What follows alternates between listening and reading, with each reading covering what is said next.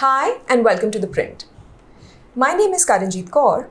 I'm a journalist and an editor. Today I'd like to talk to you about the Centre's recent stance on marital rape. The Indian government has just proved that women are safer outside a marriage than within one. The Centre's stance on marital rape is disappointing to millions of Indian women, but wholly unsurprising. The NDA is neither the first nor will it be the last government to fail Indian women. This most recent blow came from the Union Ministry of Home Affairs.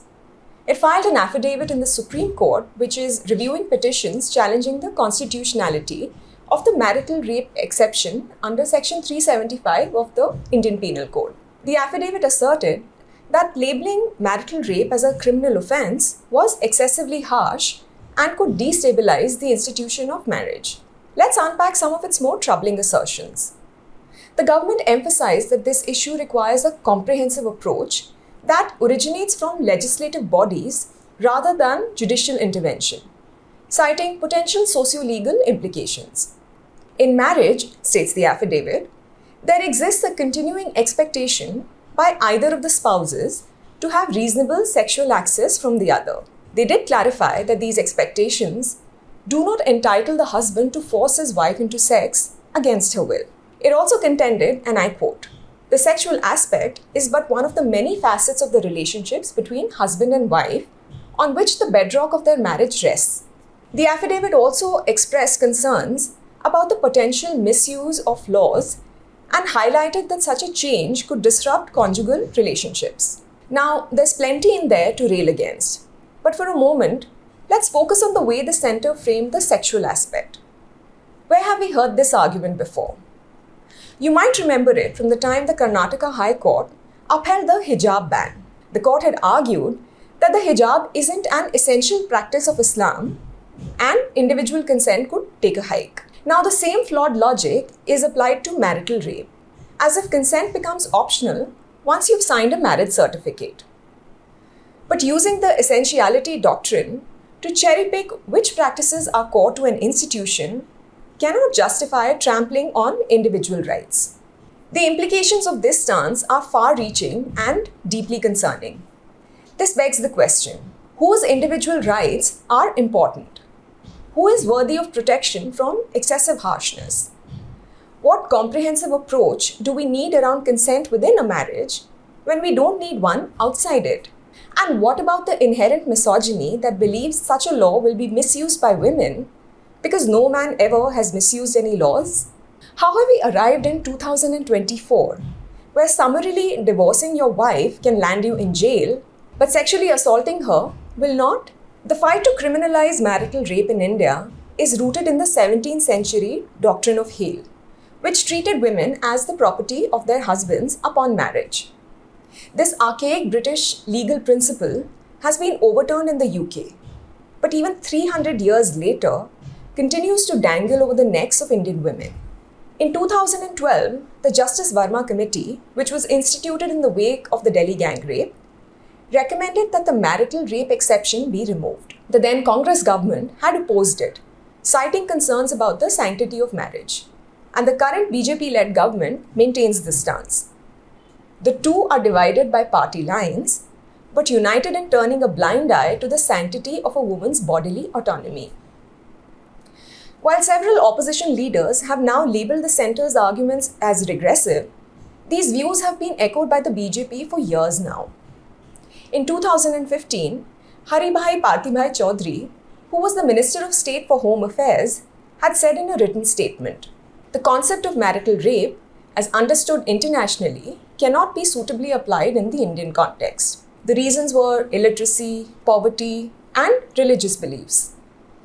The following year, Minister for Women and Child Development, Maneka Gandhi, who is very well known for her tireless activism for Indian stray dogs, regurgitated the same claims. Maybe I'm mistaken, but I've never witnessed illiteracy, poverty, or religious beliefs being trotted out as reasons to not undertake large-scale social projects. Did illiteracy stop the widespread implementation of Aadhaar, or did poverty prevent the government from demonetizing currency? Or did religious beliefs come in the way of announcing overnight lockdowns during COVID-19? Why then are married Indian women, but not Indian men, asked to worry about the sanctity of marriage when it comes to sexual consent? Despite this entrenched resistance, there have been glimmers of hope in recent years. High courts in many parts of India have displayed exceptional courage in recognizing the constitutional rights of married women.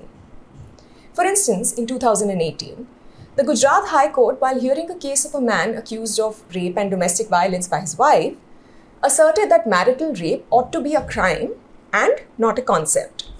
The Kerala High Court's 2021 ruling, in a case where a woman sought divorce on grounds of marital rape, recognized such acts as valid grounds for marital dissolution. Yet, the Supreme Court's 2022 stay on a Karnataka High Court order, which had refused to quash charges against a man accused of brutally raping his wife, underscores the ongoing legal ambiguity. But the irony is stark. While the centre opposes criminalising marital rape, its own data from the National Family Health Survey 5 reveals that about 30% of women in India have experienced some form of spousal violence, and 6% of women have experienced sexual violence from their husbands. That's millions of women whose voices are silenced by institutions meant to protect them. And these are just the reported figures. While India clings to its colonial-era laws, much of the world has moved on. The UK criminalised marital rape in 1991, and Bhutan and Nepal beat us to it in 2004 and 2006. Even Pakistan, often the yardstick against which we measure our progress, recognized marital rape as a form of domestic violence in 2006.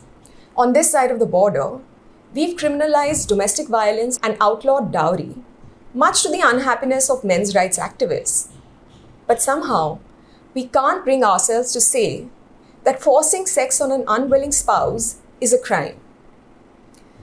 These already disturbing contradictions reach a most sinister apotheosis where child marriage intersects with marital rape. In a landmark ruling in 2017, the Supreme Court upheld the age of consent as 18 years. Instead of paving the path for criminalizing marital rape, the government's stance revealed an even more disturbing disconnect. It held that child marriage is illegal, but also a persistent social reality, which creates a judicial grey area where underage brides who cannot legally consent to sex are left without protection from sexual abuse within these marriages.